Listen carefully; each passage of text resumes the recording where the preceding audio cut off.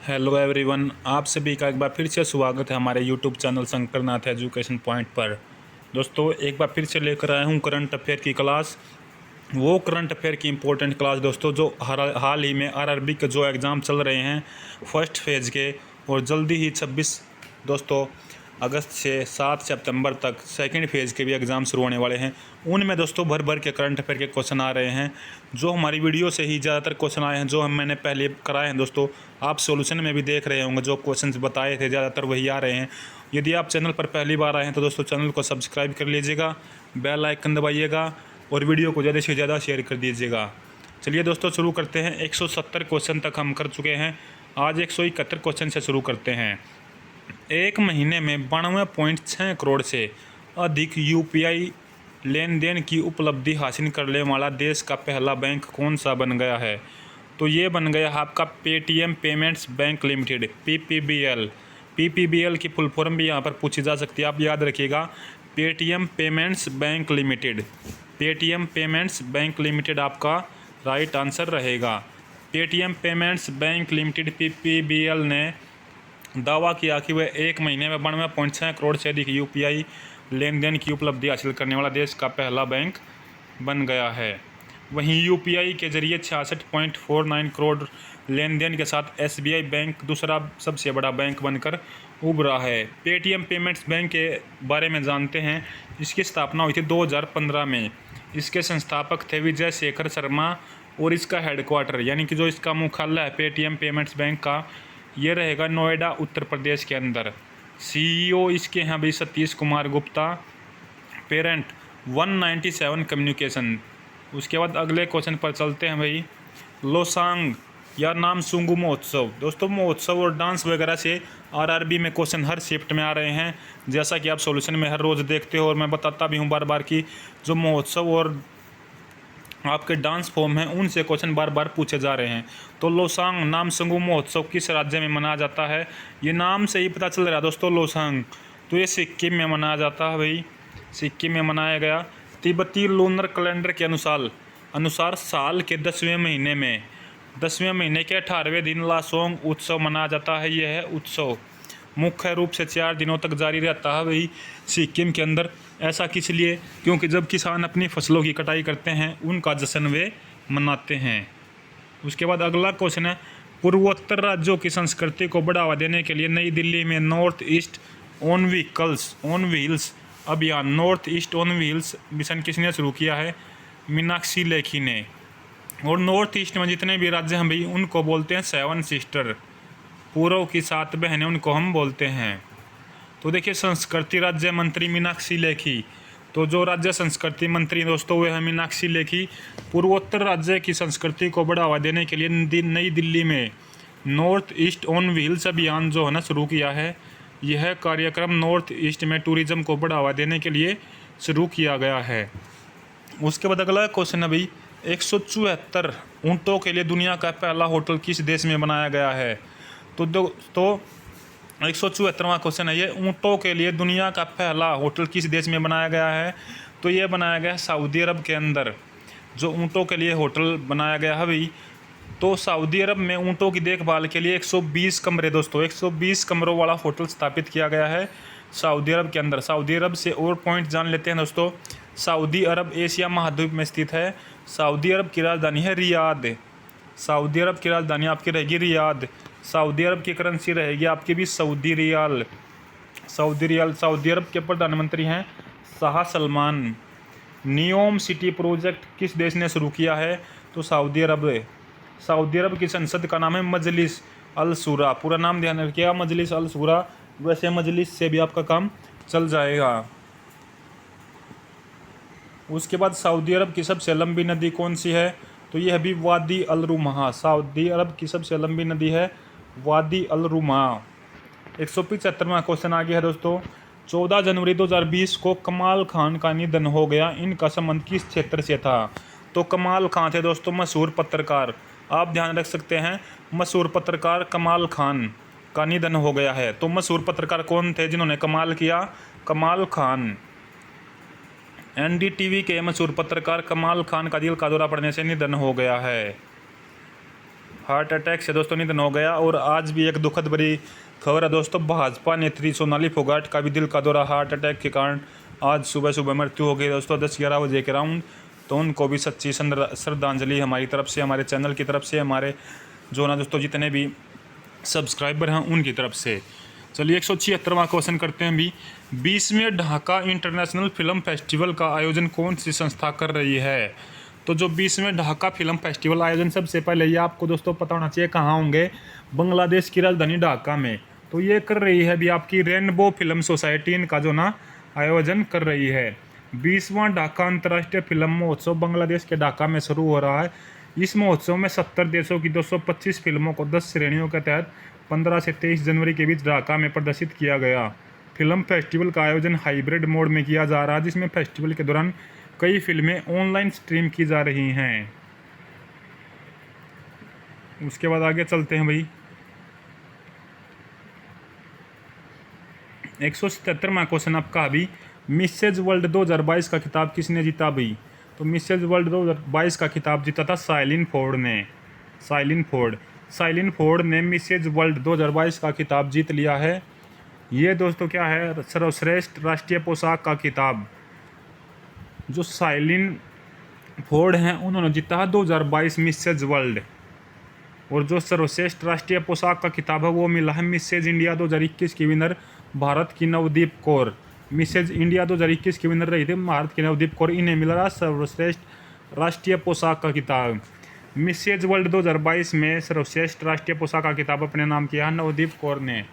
आयोजन कहाँ हुआ था इसका? लास वेगास नेवाडा में आयोजन इसका स्थान था दोस्तों, लास वेगास नेवाडा के अंदर।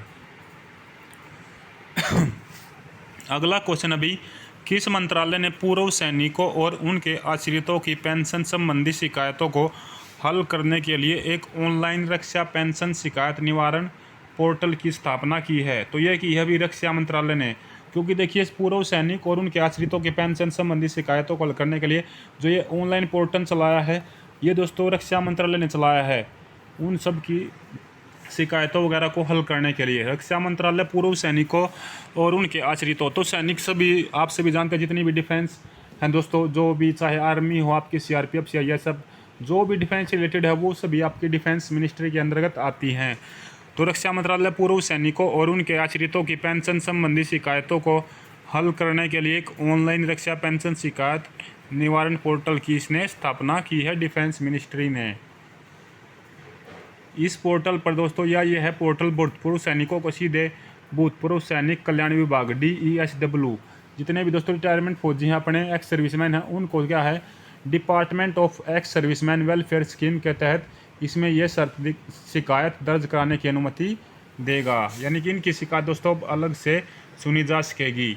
उसके बाद अगला क्वेश्चन है 179वां क्वेश्चन, 16वें भारत डिजिटल शिखर सम्मेलन, 16वां जो भारतीय डिजिटल शिखर सम्मेलन 2022 को किसने संबोधित किया था? तो पीयूष गोयल ने दोस्तों।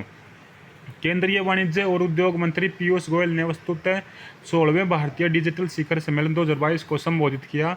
2 दिवसीय आभासी कार्यक्रम का आयोजन 11 और 12 जनवरी 2022 internet and mobile association of India IAMAI के द्वारा किया गया। Internet and mobile association of India IAMAI द्वारा किया गया था। इस कार्यक्रम के दौरान मंत्री ने हमारे स्टार्टअप पारिस्थितिकी तंत्र को और मजबूत करने के लिए लीप का अनावरण किया। लीप का अर्थ है लीवरेज, इनकरेज, एक्सेस और प्रमोट। लीवरेज, इनकरेज, एक्सेस और प्रमोट 2022 का इसका विषय रहा है दोस्तों super charging startups. Super charging startups इसकी जो है थीम रही है।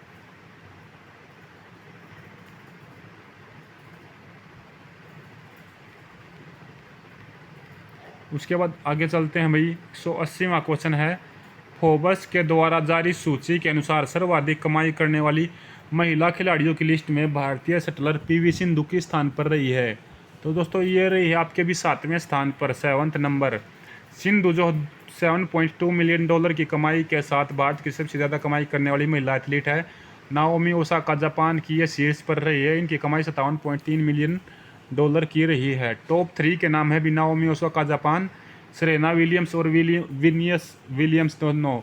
बहनें हैं दोस्तों, ये यूएसए से बिलोंग करती हैं। सेरेना विलियम्स और वीनस विलियम्स दोनों आपकी बहनें रहेंगी अमेरिका से। अगला क्वेश्चन आपका अभी, उससे पहले दोस्तों वीडियो को ज़्यादा से ज़्यादा शेयर कर दें और चैनल पर पहली बार आए तो सब्सक्राइब कर ले, लाइक शेयर कमेंट की दोस्तों बौछार कर दे इस वीडियो पर, क्योंकि हम दोस्तों आप सभी के लिए सुबह 5 से रात 10-11 बजे तक मेहनत करते हैं। आप सभी के लिए ही अच्छा कंटेंट, अच्छी PDF फाइल, नोट्स, इन्फॉर्मेशन सभी जो है ना सबसे पहले इस यूट्यूब चैनल पर लेकर आते हैं। तो अगला क्वेश्चन 181वां क्वेश्चन अभी आपका, भारतीय नौसेना और किस देश की नौसेना के बीच पासएक्स 2022 का आयोजन हुआ है। तो ये एक एक्सरसाइज है दोस्तों, भारतीय नौसेना और रूस की नौसेना के बीच ये रहेगी आपकी पासएक्स 2022। भारतीय नौसेना और रूसी नौसेना के बीच अरब सागर में हुई है कोचिन बंदरगाह पर पासएक्स 2022 का आयोजन हुआ। भारतीय नौसेना के स्वदेशी रूप से डिजाइन और निर्मित मिसाइल विध्वंसक INS कोची और इस अभ्यास में दोनों ने भाग लिया। रूसी संघ की नौसेना का प्रतिनिधित्व RFS एडमिरल ट्रिब्यूट्स ने किया। इसका आयोजन स्थल था भी कोचिन बंदरगाह अरब सागर के अंदर। उसके बाद अगला क्वेश्चन है, यस म्यूचुअल फंड का नाम बदलकर नया नाम क्या कर दिया है। तो यस म्यूचुअल फंड का नाम बदलकर कर दिया है White Oak Capital mutual fund. Yes asset management का नाम White Oak Capital asset management के रूप में फिर से नामित किया गया है और इसलिए यस म्यूचुअल फंड का नाम बदलकर White Oak Capital mutual fund कर दिया गया है। अगला क्वेश्चन आपका है, badminton tournament India Open 2022। Indian Open दोस्तों 2022 में पुरुष एकल का खिताब किसने जीता है बैडमिंटन टूर्नामेंट के अंदर। तो ये जीता है लक्ष्य सेन ने। लक्ष्य सेन ने इंडियन ओपन 2022 में पुरुष एकल का खिताब जीता है। और ये क्वेश्चन तो दोस्तों कल की जो शिफ्ट थी रेलवे की आपकी उसमें भी आया था और शायद 18 या 19 की दोस्तों दूसरी शिफ्ट थी उसमें भी आपका आया था लक्ष्य सेन से रिलेटेड। तो भारतीय बैडमिंटन खिलाड़ी लक्ष्य सेन ने इंडियन ओपन 2022 के पुरुष एकल का फाइनल में सिंगापुर के चैंपियन लो किन यू को हराकर अपना पहला सुपर 500 खिताब भी हासिल किया। आयोजन भारत के नई दिल्ली में हुआ था, KD जाधव इंडोर हॉल में ये आयोजन हुआ था। उसके बाद अगला क्वेश्चन अभी 16 जनवरी 2022 को पंडित बिरजू महाराज का 83 वर्ष की आयु में निधन हो गया। इनका संबंध किस क्षेत्र से था। तो बिरजू महाराज दोस्तों महान कथक नर्तक थे। महान कथक नर्तक पंडित बिरजू महाराज का 83 वर्ष की आयु में निधन हो गया। देश के दूसरे सर्वोच्च नागरिक पुरस्कार पद्म विभूषण के प्राप्त करता थे। उन्हें उनके शिष्यों और अनुयायियों द्वारा प्यार से पंडित जी या महाराज जी कहा जाता था। वह भारत के सबसे प्रसिद्ध कलाकारों में से एक थे। पंडित बिरजू महाराज कथक नृत्य। किस देश ने पहली बार राष्ट्रीय सुरक्षा नीति शुरू की है। तो पाकिस्तान।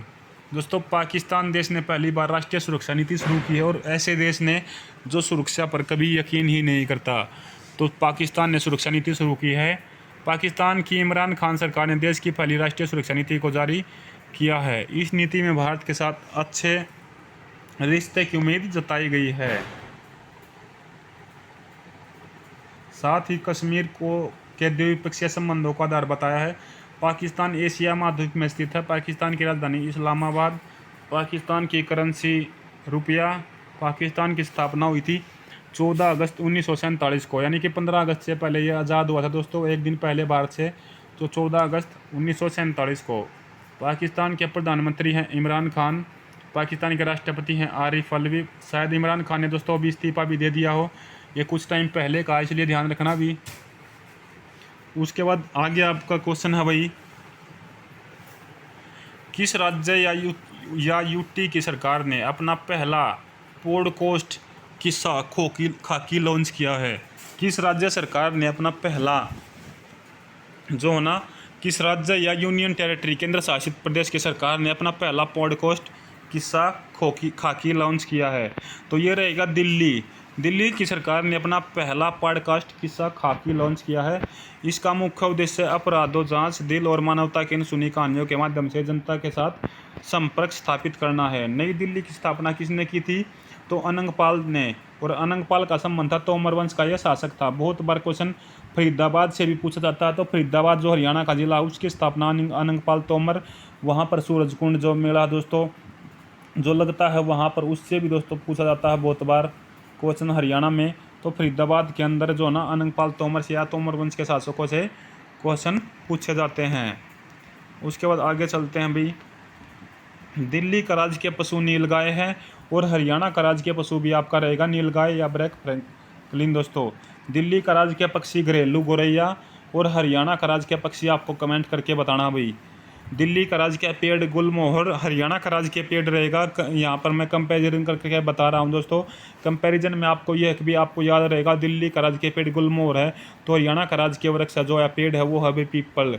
हरियाणा का राजकीय पक्षी आपको कमेंट में बताना है। दिल्ली का राजकीय फूल अल्फाल्फा है, लेकिन हरियाणा का राजकीय पुष्प या फूल जो है दोस्तों वो कमल का फूल ही है जो भारत का है। दिल्ली के मुख्यमंत्री अरविंद केजरीवाल हैं तो हरियाणा के मुख्यमंत्री मनोहर लाल खट्टर हैं। दिल्ली के उपराज्यपाल अनिल बैजल हैं तो हरियाणा के राज्यपाल भी दोस्तों आपको कमेंट करके बताना। आपको 2 क्वेश्चन मैंने दिए हैं, हरियाणा का दोस्तों राजकीय पक्षी और हरियाणा के जो ना आपके गवर्नर। 9वीं महिला राष्ट्रीय आइस हॉकी चैंपियनशिप कहाँ आयोजित हुई? तो हिमाचल प्रदेश। आप सभी जानते हैं क्योंकि देखिए आइस हॉकी चैंपियनशिप है तो या तो जम्मू कश्मीर, हिमाचल प्रदेश या उत्तराखंड, इन्हीं जो है ना राज्यों में ये हो सकती है। तो हिमाचल प्रदेश के लाहौल स्पीति जिले के कजा में 9वीं राष्ट्रीय महिला आइस हॉकी चैंपियनशिप का आयोजन हुआ। अगला क्वेश्चन है, विश्व आर्थिक मंच WEF वेलफेयर इकोनॉमिक फाउंडेशन के दावोस एजेंडा स्थित शिखर सम्मेलन 2022 में भारत की तरफ से अध्यक्षता किसने की है? नरेंद्र मोदी, भारत के प्रधानमंत्री ने। भारतीय प्रधानमंत्री नरेंद्र मोदी ने वीडियो कॉन्फ्रेंसिंग के माध्यम से विश्व आर्थिक मंच वेलफेयर इकोनॉमिक्स के दावोस एजेंडा शिखर सम्मेलन 2022 को संबोधित किया है।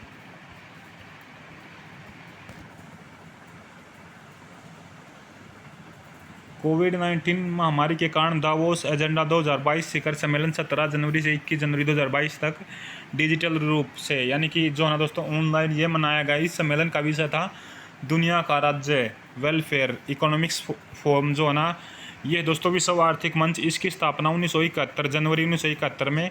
मुख्यालय इसका कोलगनी स्विट्जरलैंड में मुख्यालय है। अध्यक्ष इसके हैं भी क्राउस क्वाब इसके अध्यक्ष रहेंगे। अगला क्वेश्चन आपका है, केंद्र सरकार ने 24 जनवरी की जगह किस दिन से गणतंत्र दिवस समारोह शुरू करने का फैसला किया है? तो 23 जनवरी यानी एक दिन पहले दोस्तों जो है ना आप गणतंत्र दिवस की तैयारियां वगैरह शुरू हो जाया करेंगी, जो अब की बार हुआ है। तो 23 जनवरी ध्यान रखिएगा। केंद्र सरकार ने बड़ा फैसला लेते हुए 24 जनवरी की जगह 23 जनवरी से गणतंत्र दिवस यानी रिपब्लिक डे समारोह शुरू करने का फैसला किया है। यह फैसला नेताजी सुभाष चंद्र बोस के जन्मदिन को गणतंत्र दिवस के रूप में शामिल करने की वजह से लिया गया, क्योंकि 23 जनवरी 1897 को सुभाष चंद्र बोस का जन्म हुआ था दोस्तों। कटक उड़ीसा में कटक महानदी के किनारे पर स्थित है।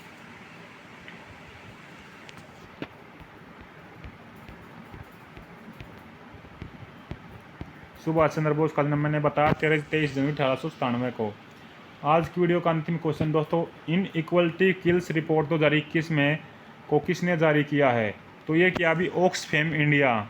कोरोना वायरस महामारी के पहले 2 साल में दुनिया में 99% लोगों की आमदनी में गिरावट आई है और 16 करोड़ से अधिक लोग गरीब की श्रेणी में आ गए हैं। वहीं दूसरी तरफ महामारी काल में दुनिया के 10 सबसे अमीर व्यक्तियों की संपत्ति प्रतिदिन 1.3 अरब डॉलर यानी 9,000 करोड़ रुपए की दर से बढ़कर 1500 अरब डॉलर 111 लाख करोड़ रुपए से अधिक पर पहुंच गई है। तो दोस्तों आज की वीडियो में हम 190 तक ही एक क्वेश्चन करेंगे, कल 190 से आगे करेंगे। वीडियो कैसी लगी कमेंट करें। जो क्वेश्चन आपको पूछे हैं दोस्तों हरियाणा का राजकीय पक्षी और हरियाणा के राज्यपाल कमेंट करके बताइएगा कौन है। उसके बाद मैं आपके आंसर दोस्तों कमेंट में पिन कर दूंगा। और वीडियो कैसी लगी शेयर कर दिए वीडियो को, ये भी बताइए। और चैनल पर पहली बार आए तो चैनल को सब्सक्राइब कर लीजिएगा। इस वीडियो में फिलहाल इतना ही। धन्यवाद। जय हिंद, जय भारत।